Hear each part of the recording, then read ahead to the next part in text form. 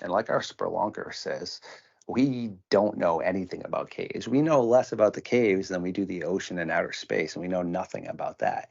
And only around 10% of cave systems actually come back out to the surface. So there's so much area for animals to just go in and roam all around. So we lean in the direction that none of those animals just mentioned went extinct. Dire wolves aren't related to modern day canines, so you wouldn't get canine DNA from that. Hyenas are not related to canines or felines. They're related to mongoose and weasel, so you're not going to get canine DNA from that, which they both look like canines.